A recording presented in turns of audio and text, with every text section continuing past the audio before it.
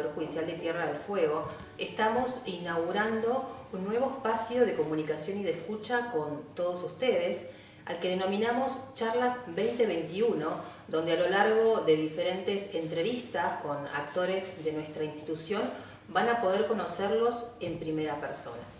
Gracias por acompañarnos, y este ciclo lo vamos a inaugurar con el presidente del Superior Tribunal de Justicia de la provincia, doctor Javier Darío Muchnik. ¿Cómo está? Buen día, ¿cómo le va? Bueno, muy agradecido por estar presente en esta primera jornada de esta actividad que han propuesto, muy beneficiosa a los fines de la comunicación institucional, tanto hacia fuera del Poder Judicial como hacia dentro del Poder Judicial, de manera que, bueno, muy gustoso de poder inaugurar este ciclo de charlas o de encuentros donde vamos a intentar generar nuevos parámetros de comunicación institucional por parte del Poder Judicial. ¿Era necesario este vínculo con la gente, que quizá que los puedan conocer de otra manera?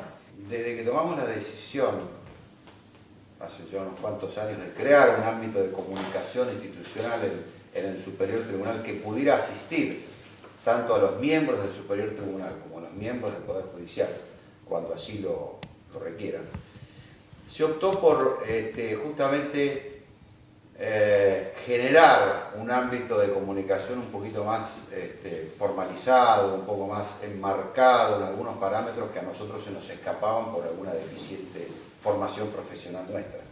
De hecho, no somos especialistas en comunicación social, ni mucho menos, ni tampoco especialistas en comunicación institucional. Y veníamos advirtiendo por aquellos años previos a la formación de la dirección institucional o de comunicación que distintos medios periodísticos requerían la palabra de algún magistrado, de algún funcionario, de algún juez concretamente, a partir de casos importantes que, a criterio de los medios periodísticos, impactaban de alguna manera en el ámbito de la sociedad.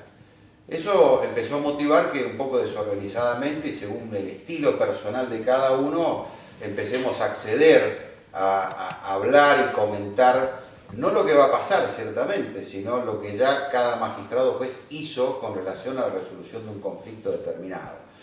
Y a partir de ahí se empezó a generar un ida y vuelta, pero claro, supeditado a la voluntad de ese juez o ese magistrado. La idea de la creación de una dirección de comunicación tuvo en mente, bueno, empezar a organizar y ordenar eso, y además que nosotros mismos tuviéramos un asesoramiento un poco más metido en la impronta de la comunicación que hasta ese momento no teníamos. En ese esquema, ir generando distintos lazos comunicacionales me parece muy propicio, muy satisfactorio, y de manera que este nuevo espacio en donde la idea es que no solo se escuche la palabra, sino que se vea la cara de cada juez o cada magistrado, yo creo que tiene que ser algo factible en la línea que nosotros pretendíamos iniciar cuando creamos la dirección de comunicación, en el sentido de abrirnos a comunicar cosas.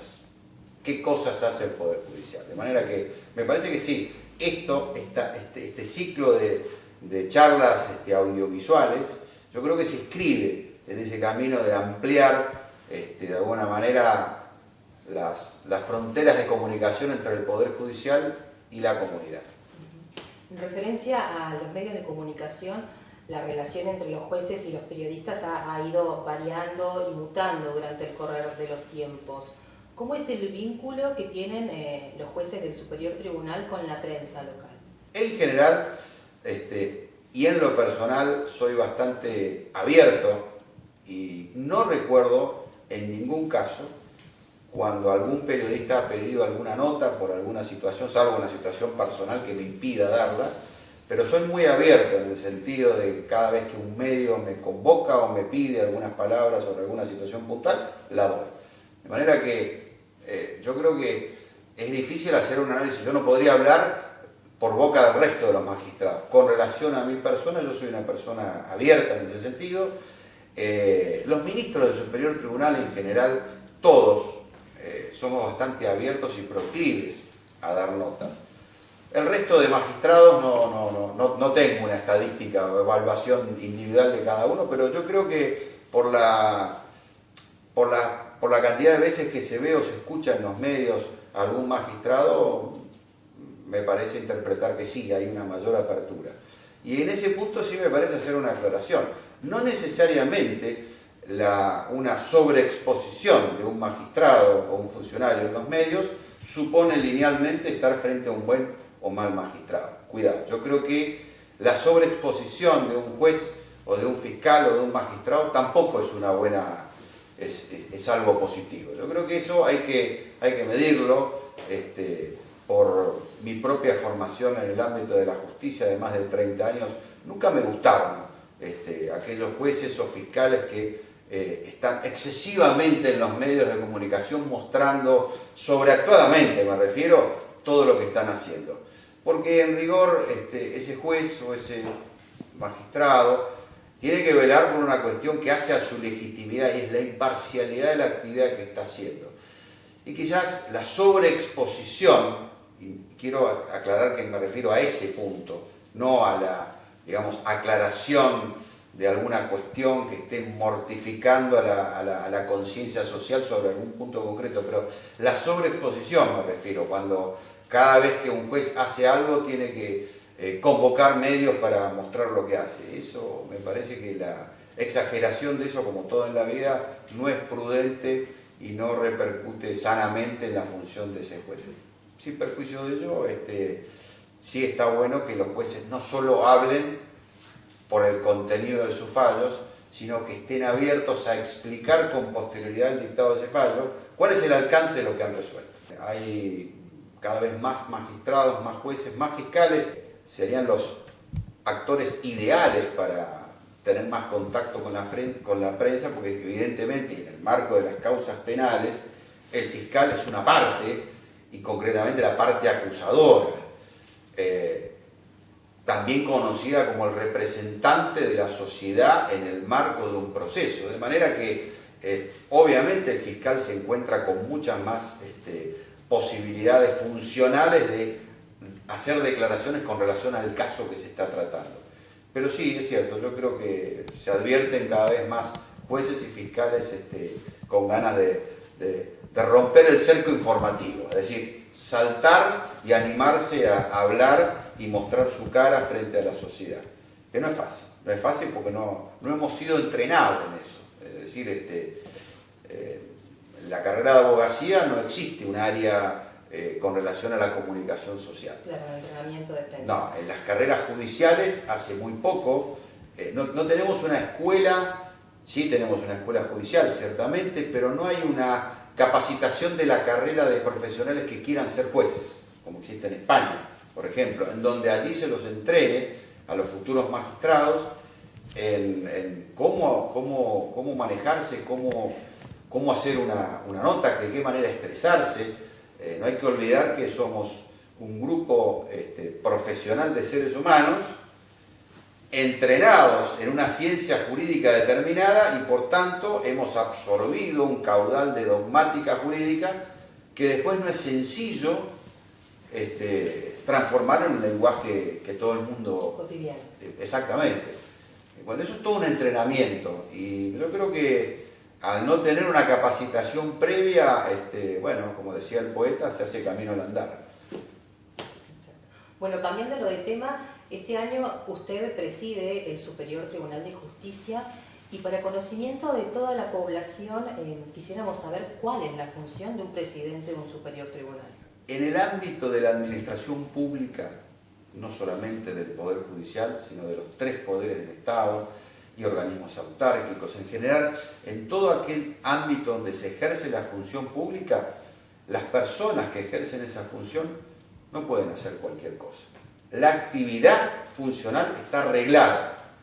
Así como en el ámbito privado, en el ámbito de relación entre las personas, la libre voluntad de las decisiones sí es el parámetro, el punto de partida.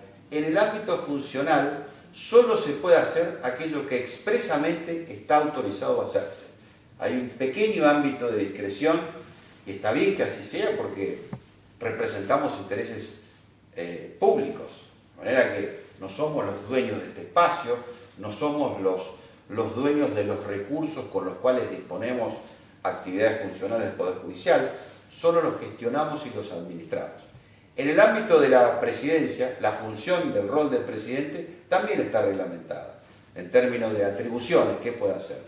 Si tuviera que hacer una síntesis para que se entienda, realmente la presidencia es una representación del tribunal, que hoy ya tiene por lo menos legalmente 5 integrantes, en cuestiones protocolares, en cuestiones institucionales. El presidente es el delegado del Superior Tribunal. El núcleo decisorio del Superior Tribunal es el Superior Tribunal en sí.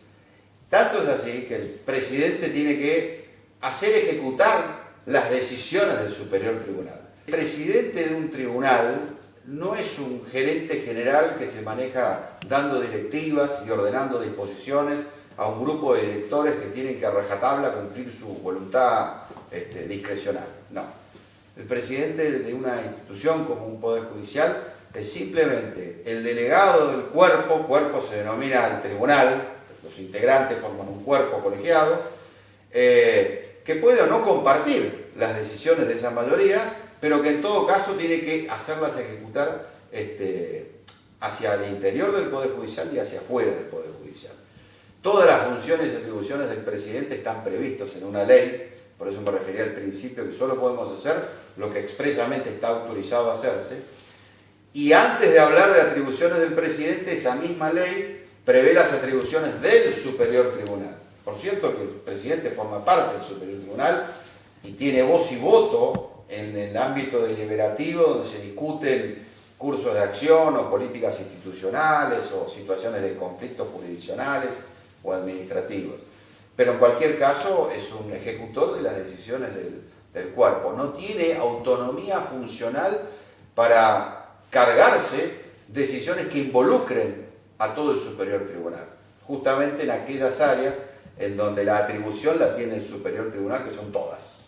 Lo cierto es que es una manera, digamos, la presidencia es una manera sintética de que las disposiciones del cuerpo se lleven adelante. Y en este sentido, ¿cuáles son los objetivos y expectativas que usted tiene como presidente del Superior Tribunal para el ejercicio 2021? Bueno, la verdad, yo llevo casi 18 años en el Poder Judicial fueguino, 12 años en el Superior Tribunal y siempre tengo la misma obsesión. La obsesión mía es que los procesos judiciales sean lo más rápido posible. Si uno tuviera que, decir, ¿para qué estamos? ¿Para qué existe un Poder Judicial? Básicamente existe para resolver conflictos que la misma gente lleva al Poder Judicial para que se resuelvan. Si esos conflictos se resuelven de cualquier naturaleza, civiles, laborales, penales, comerciales, administrativos, si esos conflictos se resuelven rápidamente, independientemente del resultado, eso puede satisfacer la ansiedad de cualquier persona que esté inmersa en un conflicto. Si el conflicto se demora y no se termina de resolver, se genera otra situación de conflicto adicional al conflicto inicial. De manera que a mí me parece que, con independencia de la multiplicidad de tareas que se hacen en el ámbito del Superior Tribunal, porque prácticamente los poderes judiciales modernos del siglo XXI traspasan en sus actividades la mera actividad jurisdiccional, sino que incursionan en otras situaciones.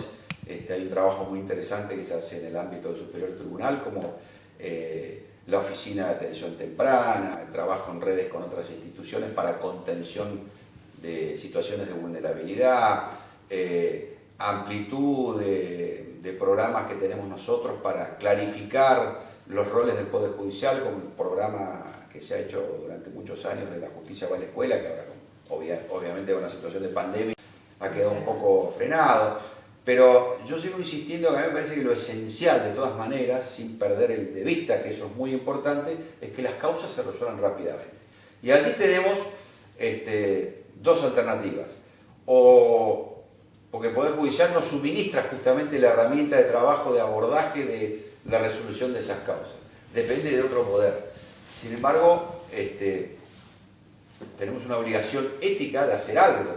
No podemos quedarnos, bueno, como es responsabilidad de otro poder, reformar los códigos que son las herramientas de trabajo, hasta que ello no ocurra no hacemos nada. No, hemos organizado y presidido comisiones impulsoras de cambios procesales tendientes a generar rapidez en la resolución de los conflictos.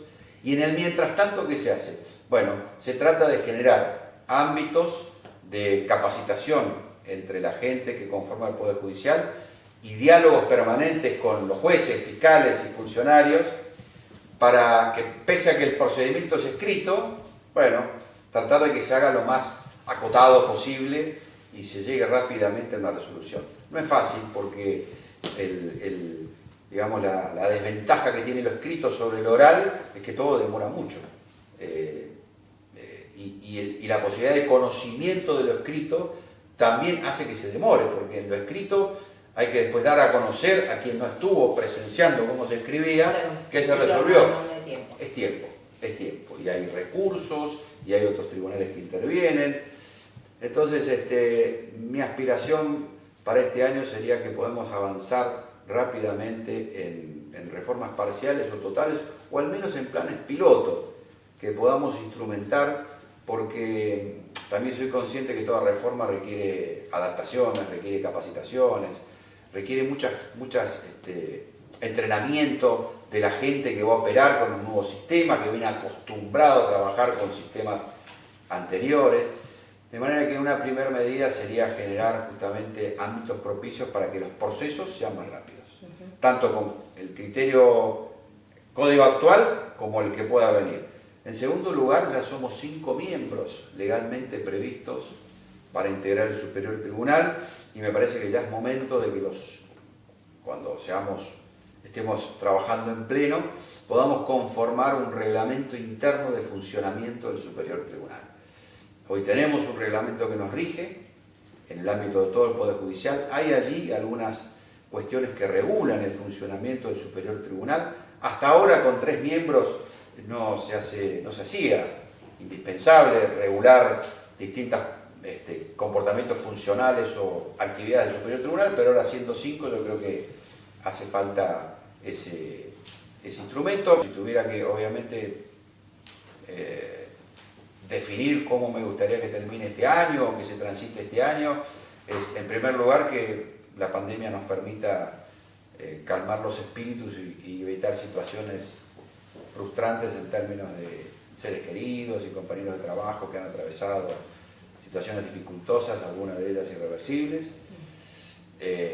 Ansío que eso no siga ocurriendo, ansío que podamos seguir cuidándonos y seguir trabajando, pero sin desconocer la realidad pandémica que tenemos. Y bueno, y tratar de seguir aportando ideas junto al resto de ministros para que esto siga adelante. ¿Cómo fue el trabajo del Poder Judicial en periodo de pandemia? Muy difícil porque... ¿Se tuvieron que modificar varias cosas? Por supuesto, tuvimos que justamente, con relación a lo que dije antes, en el sentido de que no podemos hacer cualquier cosa, sino solo aquello que está expresamente establecido, hubo que dictar el año pasado una serie de acordadas reglamentarias de comportamientos, que es el comité de médicos que funciona en la provincia, iba aconsejando en términos de cómo hacer el trabajo presencial en el ámbito de la administración pública, en este caso del Poder Judicial. Y fue muy difícil porque, claro, no es fácil regular comportamientos humanos. Es el enorme desafío de esta pandemia. Para poner un ejemplo, por más que hagamos campañas impresionantes y muchas veces crudas con respecto a lo nocivo que es fumar, la gente sigue fumando, sí. Me incluyo. Con la pandemia pasa algo parecido. Evidentemente, quien no ha tenido ningún síntoma ni ha tenido ninguna cercanía con eso, no es que no cree que exista la pandemia, pero no la dimensiona. Entonces, es muy difícil. Bueno, ahí sí, cuando nos llega el turno, o en el caso de los fumadores, cuando el médico dice hasta acá, Necesitamos ese límite desde lo humano para a partir de allí decir, ah, bueno, pero entonces esto es serio y puede ser peligroso.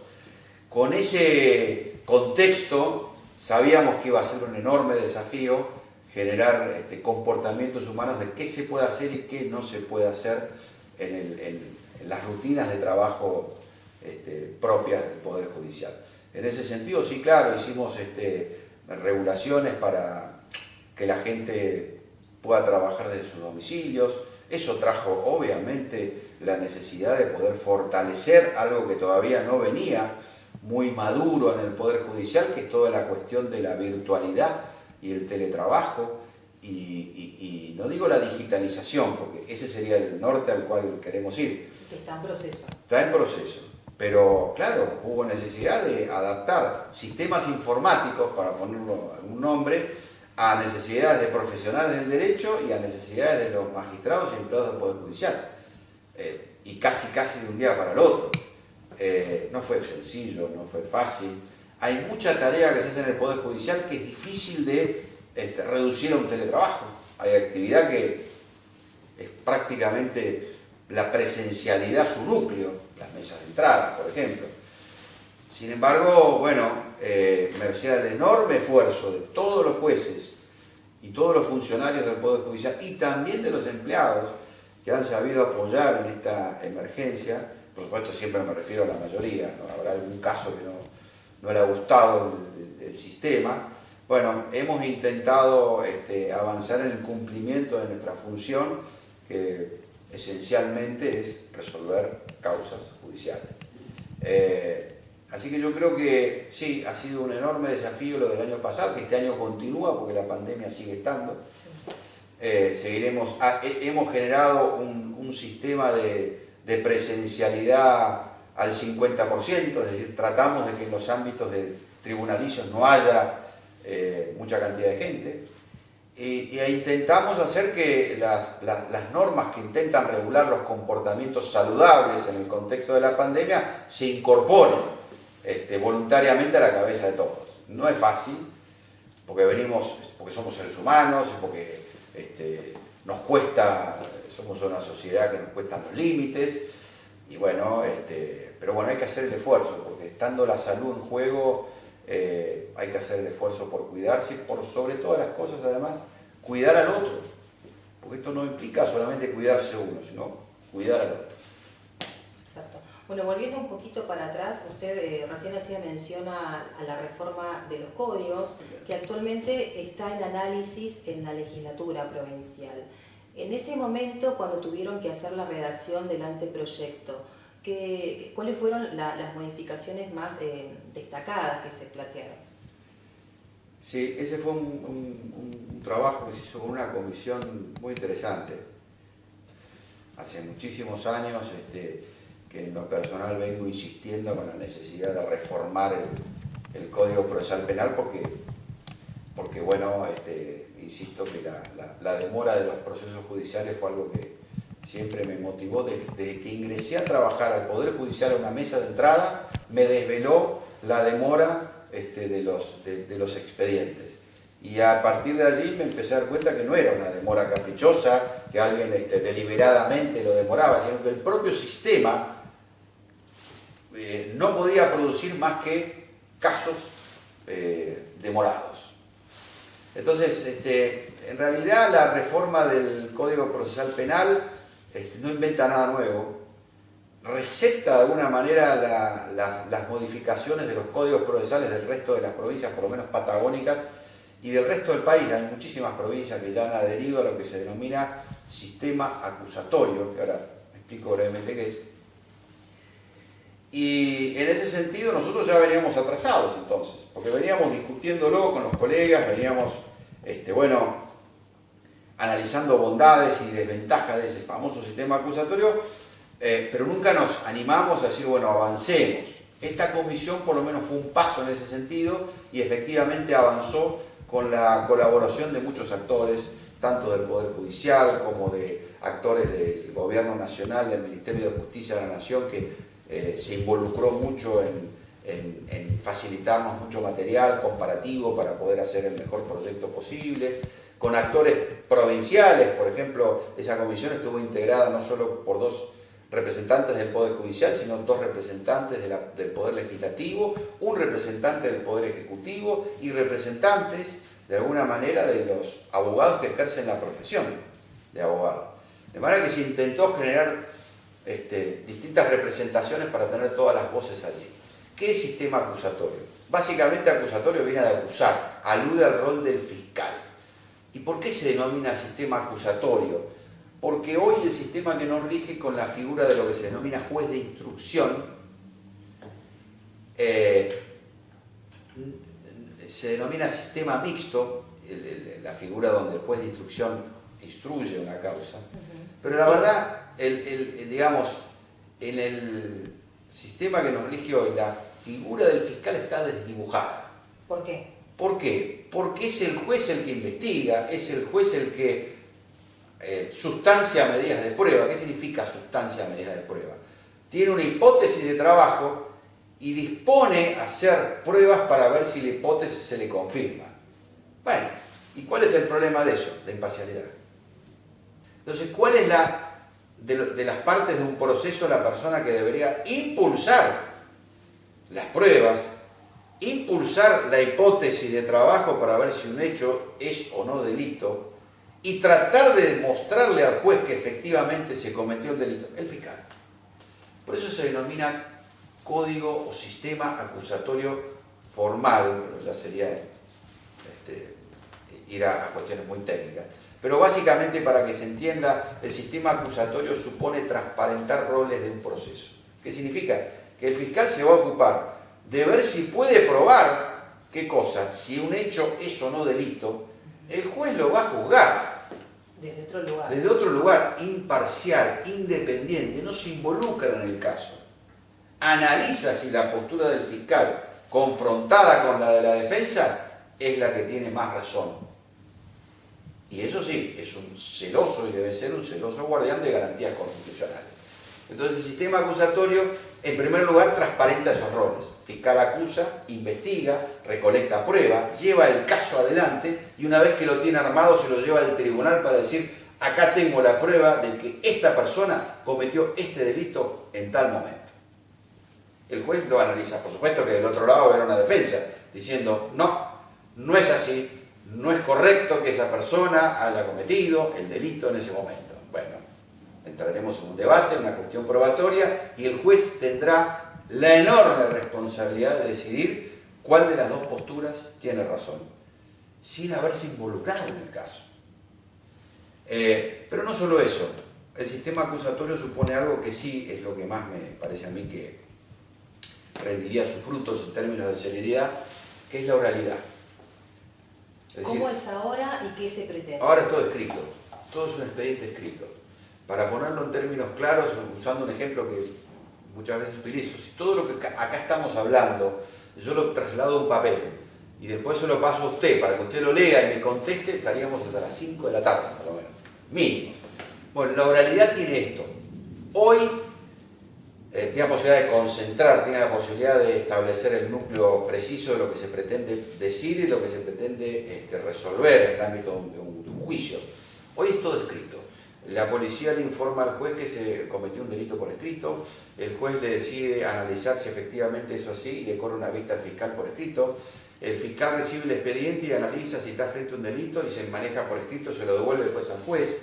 Una vez que el juez lo recibe, el juez dice: bueno, voy a dictar medidas de prueba para ver si el hecho se cometió. Entonces empieza a librar oficios para citar a fulano, para citar a mengano, por ahí decide hacer un peritaje, libra otro oficio para convocar contadores, y se va armando lo que se denomina un expediente, que ya está hasta, digamos, catalogado, no puede tener más de 200 hojas.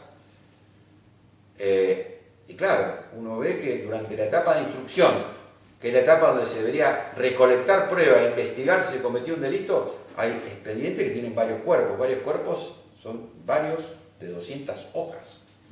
Por supuesto que cuando se interpone un recurso allí, todo eso va al tribunal de alzada, que es la Cámara de Apelaciones, que tiene que leer todo eso para ver si en el recurso, que también es escrito, que interpone o la defensa o la parte acusadora, bueno, pasa todo lo que relata el recurso. Y en el resto de los procesos pasa algo parecido. Tanto en el ámbito civil, obviamente la demanda se presenta por escrito, la contestación de demanda también se presenta por escrito, las posturas se hacen por escrito, los jueces se expiden por escrito, no se resuelven las audiencias orales, en el ámbito laboral también. Obviamente cada proceso tiene instantes orales. Es decir, en el ámbito laboral hay audiencias, en el ámbito civil hay audiencias preliminares también. En el ámbito penal también existen las audiencias in voce, o sea, encima es una repetición de algo que ya se hizo. Claro, son muchísimos pasos. Son muchos pasos escritos, salvo en el ámbito penal la existencia de los juicios orales, públicos, contradictorios y continuos, en donde allí sí se tiende a que sea todo oral. Pero luego se plasma todo en un acta y el tribunal resuelve por escrito, y lo que resolvió es pasible de ser atacado por un recurso que se presenta por escrito, que después viene al superior tribunal, que también resuelve por escrito. Bueno, eso es lo que genera una demora en la resolución de los casos. Entonces el sistema acusatorio prevé que toda la primera parte sea desformalizada, eludir el expediente escrito y la formalidad del expediente en papel, terminar con la formalidad de las hojas, concentrar todo en audiencias orales, donde estén todas las partes. Eso yo supongo que... Y obviamente en la etapa de investigación, al ser desformalizada y rápida, tender rápidamente a la instancia de juicio oral si es que lo amerita el caso, y que rápidamente se establezca si estamos frente a un delito y si la persona lo cometió y por tanto es culpable o no de haberlo cometido. Eso es lo que, digamos, la síntesis fuerte, el núcleo fuerte de este sistema acusatorio, que por supuesto al ser un código y un proyecto, un anteproyecto, tiene muchas reglas, porque se trata justamente de reglamentar comportamientos funcionales, pero básicamente orientado a esas dos cosas: transparentar los roles en el proceso y la oralidad en la mayor parte de todo su recorrido. Doctor, en el año 2019 este Superior Tribunal de Justicia adhirió a algo que se llama el Código Iberoamericano de Ética Judicial. ¿Qué implica esta adhesión para la institución? Y si nos puede contar, por favor, ¿qué es este código? ¿Para qué sirve? ¿Y para quién está destinado también? En el año 2019 el Superior Tribunal adhirió al llamado Código Iberoamericano de Ética Judicial, que es un compendio de reglas y principios que se han generado a partir de encuentros entre jueces de cortes de países que conforman Iberoamérica, preocupados por generar estándares de magistrados, no digo de excelencia, porque hablar de excelencia en términos de humanidad es difícil a veces, ¿no? Uno puede predicar que un sistema de computación puede ser excelente, ahora a nivel de seres humanos es difícil, en mi concepción. Pero lo cierto es que intentan generar pautas de comportamiento de magistrados tendientes a que su cumplimiento mande un mensaje de mayor legitimación a la sociedad. Es más complejo el tema porque, claro, siempre está en crisis y en discusión que como al Poder Judicial, a los jueces concretamente, no se los elige por voto popular, a partir de no tener legitimidad se busca recrear sistemas o modelos que permitan reconstruir esa, según se dice, falta de legitimidad de origen. En rigor, no es que los jueces no tengamos legitimidad por no ser elegidos popularmente, sino que la legitimidad de nuestros cargos viene dada por el modelo constitucional que previó de qué manera cierta persona puede ser o ejercer el cargo de magistrado o de juez. Allí está la legitimidad. Es decir, no es cierto, no es correcto, mejor dicho, que solamente son legítimos aquellos funcionarios previstos en la Constitución que son producto del voto popular. Esa es una manera de legitimidad, pero hay otros funcionarios que no son elegidos por el voto popular y ciertamente sería dificultoso que los jueces sean elegidos por el voto popular, más allá de alguna idea o proyecto en ese sentido, que no comparto. Pero bueno, sí es cierto, y nosotros lo vemos, que en general asistimos a una crisis de representatividad en términos de legitimidad del Poder Judicial a partir de comportamientos propios del Poder Judicial.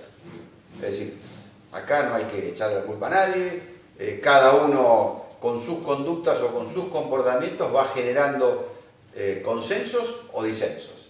Y si bien es cierto, nosotros somos víctimas de mucha publicidad en términos de lo que pasa en el Poder Judicial Federal de Capital, entonces hay allí una inclinación a decir, bueno, si eso pasa allá, acá pasa lo mismo, y no es correcto. Bueno, la idea de un código iberoamericano de ética, en realidad lo que viene a decir es, mire, estas son las cosas que un juez puede hacer,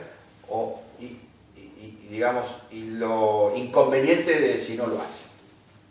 O sea, tratar de establecer estándares de comportamiento que faciliten principios como independencia, imparcialidad, honestidad, intelectual y de la otra, obviamente, capacitación, carrera judicial, cómo debe ser el comportamiento de cada juez hacia el interior del Poder Judicial y hacia afuera del Poder Judicial, porque no hay que olvidar que, si bien esto es un trabajo, y cada uno, en mi concepción, trabaja de juez, es decir, nosotros no somos representantes de la justicia divina en la tierra y somos jueces las 24 horas del día, no, yo no adhiero a esa idea. Primero son la persona y después... No adhiero a la idea tomista de que somos representantes de Dios en la tierra y somos jueces. No, trabajamos de jueces, que no es lo mismo.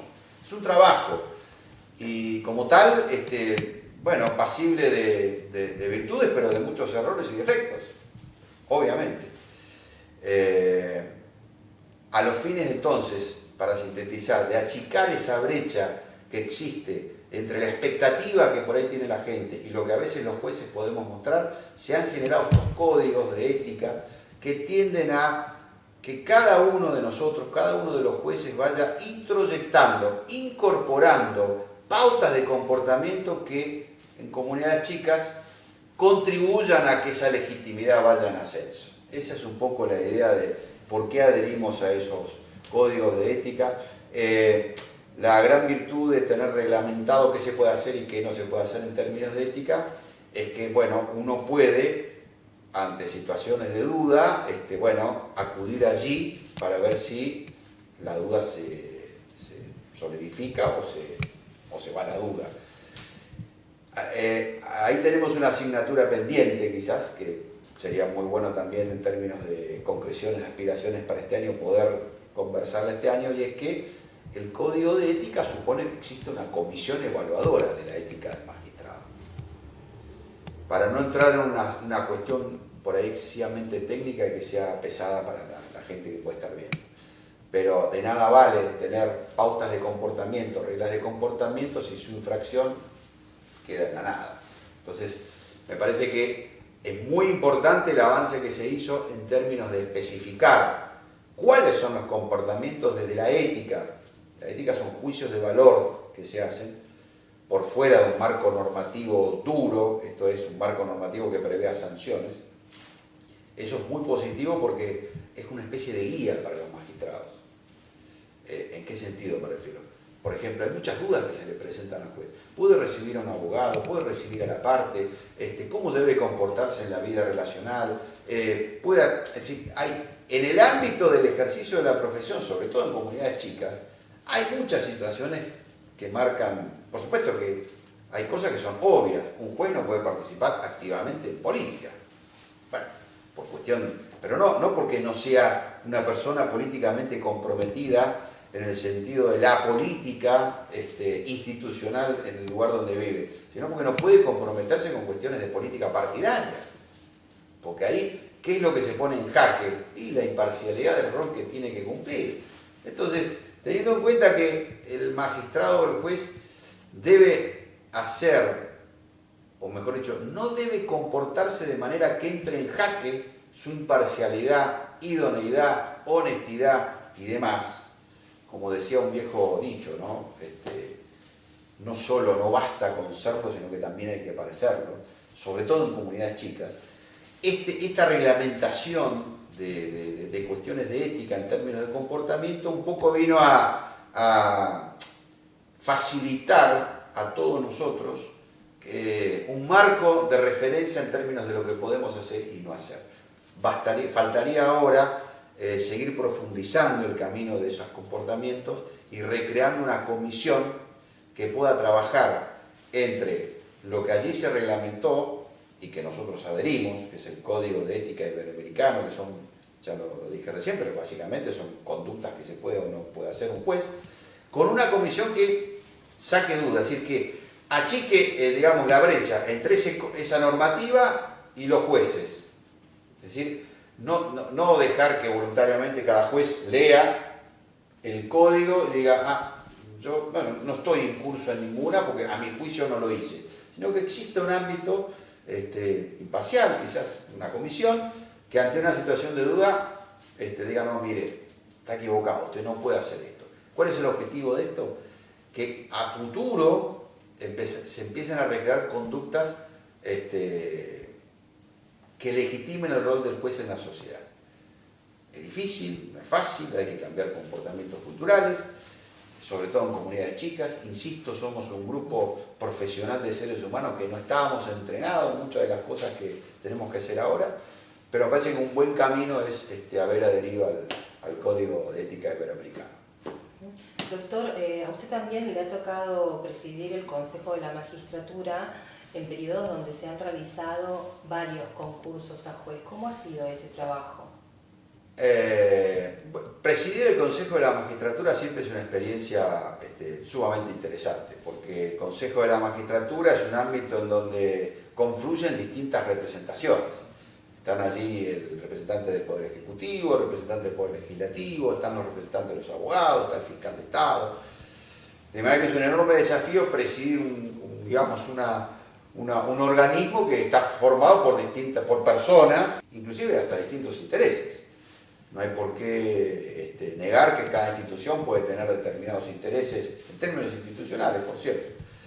Entonces, siempre presidir el Consejo fue un enorme desafío, tratando de llevar armonía en opiniones que a veces son discordantes, pero sí, ha sido, varias veces me ha tocado en realidad no, he sido elegido y aceptado, porque uno a veces cuando escucha que alguna persona dice me ha tocado es como si lo hubieran obligado a hacer algo, ¿no? En realidad mis padres me eligieron y yo acepté gustoso de ir al Consejo de la Magistratura.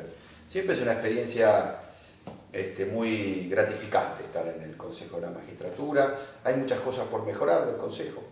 El marco de funcionamiento del Consejo es un marco normativo que ha quedado, a mi juicio, un poco atrasado en términos de avance de otras normas, de otros consejos de la magistratura. El Consejo de la Magistratura básicamente cumple dos funciones, que es la de seleccionar magistrados y la de someterlos a enjuiciamiento si se portan mal.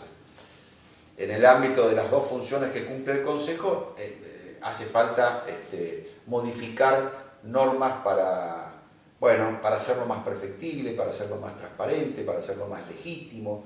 Esto no significa que hasta ahora no ha sido ni legítimo ni transparente, no, porque si no, con ese sentido, exacto, la idea es mejorarlo, superarlo. Se han hecho muchas modificaciones al antiguo reglamento del Consejo, se ha abierto a audiencias públicas, se ha transparentado todo lo que pasa en el ámbito del Consejo, publicando todas las resoluciones acordadas y poniendo a consideración de la gente o de cualquiera que esté interesado, todo lo que allí pasa. De manera que si bien se ha hecho un gran avance, me parece que hace falta generar marcos normativos. ¿Y por qué? Porque el marco normativo se hace con una visión de futuro, no solamente de presente, que tiende a trascender las personas que circunstancialmente conforman un consejo. Yo no puedo negarme a una reforma diciendo, no, pero yo soy la garantía de que nada malo va a pasar, porque a mí sí me puede pasar algo, y entonces uno no puede pensar en términos personales modificaciones institucionales. Tiene que generar cambios que trasciendan a su propia persona y que a partir de la experiencia recogida le genere a las generaciones que vengan, un marco más adecuado de trabajo. Esa sería la idea de una verdadera política de Estado que trascienda, digamos, la dimensión biológica de cada persona y los mandatos de cada uno en los roles que ocupa. Por eso siempre yo fui un impulsor de cambios normativos con esa mirada, recogiendo las experiencias de sistemas que no han funcionado. Recién hablábamos del modelo del proceso penal. Que a mí no me guste el modelo no significa que hayamos dictado sentencias injustas o contrarias a derechos, no, por cierto que no. Se puede trabajar con esta herramienta de trabajo, pero bueno, se puede hacer de manera más lenta. La idea es acelerarlo. ¿El Consejo puede trabajar con la misma herramienta de trabajo? Sí, por cierto puede, de hecho lo está haciendo. Pero bueno, hace más de 20 años que trabaja con el mismo marco normativo. Bueno, podemos avanzar en modificaciones. Yo creo que con el tiempo se van a ir dando y las distintas integraciones de los consejos van cada tanto predisponiendo el marco para alguna reforma en ese sentido. Por último, para ya concluir la entrevista, quisiéramos que nos exprese una reflexión acerca de su experiencia en la función judicial a lo largo de todos estos tiempos. Es una pregunta difícil porque llevo 33 años, 34 años casi de actividad judicial. No, ni siquiera me gusta decirle carrera judicial porque el término carrera por ahí alude a una competencia entre unos y otros, no, actividad judicial. Desde la mesa de entrada de un juzgado hasta el cargo que actualmente ostento. Y después de tantos años sigo estando en crisis, en el sentido de si es realmente o ha sido la decisión correcta estudiar abogacía e iniciar la actividad judicial. Bueno, uno puede decir después de tantos años, este hombre sigue estando en crisis respecto a si le gusta o no lo que eligió. Sí, y tiene que ver con que no es fácil la actividad judicial. Supone absorber muchas cuestiones que rozan situaciones humanas difíciles. Hay que tener un temple y un temperamento muy especial para decirle a una persona usted no tiene razón en lo que está diciendo y a la otra usted sí tiene razón. O usted tiene que ir a la cárcel por lo que pasó y o usted no tiene que ir a la cárcel y está mal. Es decir, lidiar en un ámbito conflictivo es desgastante, es muy difícil y requiere un temperamento y una templanza especial que, por cierto, por la naturaleza humana que todos tenemos, no es difícil de sostener. Entonces hay situaciones de satisfacción muy breves, de haber hecho cosas que a uno lo llenan, y situaciones de enorme frustración que a uno lo deprimen o le generan situaciones de angustia emocional. Y además es una actividad que en mi caso ha sido abrazada relegando afectos y cuestiones familiares, relegando cuestiones personales. Yo no recuerdo haber ido a actos de mis hijos, por ejemplo. Si mi esposa no hubiera filmado muchos actos escolares, el día de hoy yo no los hubiera podido recordar, porque en aquellos años yo era secretario de una Cámara Federal y docente universitario también, y tenía mucha actividad laboral, mucha demanda, y bueno, siempre prioricé la actividad judicial por sobre cualquier otra cuestión. Bueno, ya con hijos de 33 años y 27 años respectivamente profesionales, estas cosas las hablamos, pero a mí siempre me ha quedado internamente esa cosa de haberme perdido mucho por haber apostado a la actividad judicial. Pero es una cuestión que me tiene permanentemente en crisis y en la encrucijada, y para seguir avanzando digo no, el trabajo hay que hacerlo con toda la responsabilidad del caso, y dejaré para el día que me retire de esta actividad la posibilidad de analizar ahí sí si efectivamente fue la decisión correcta haber elegido todo esto o las circunstancias me pusieron en el lugar. Yo no creo que el destino haya sido solamente el que me puso acá y yo no tuve nada que ver. No, obviamente que no. Pero el análisis de quien está hace muchos años resolviendo o intentando resolver conflictos de otros es muy profundo y no creo que se pueda hacer en un solo momento. Yo estoy inmerso todavía en el análisis de esa situación. Bueno, doctor, muchísimas gracias por ser nuestro primer entrevistado y ser parte de este siglo. Nos despedimos de este siglo Charlas 2021 y vamos a contar con la presencia de nuestra próxima entrevistada, la actual vicepresidenta del Superior Tribunal de Justicia, doctora María del Carmen Battaini, para la próxima entrega.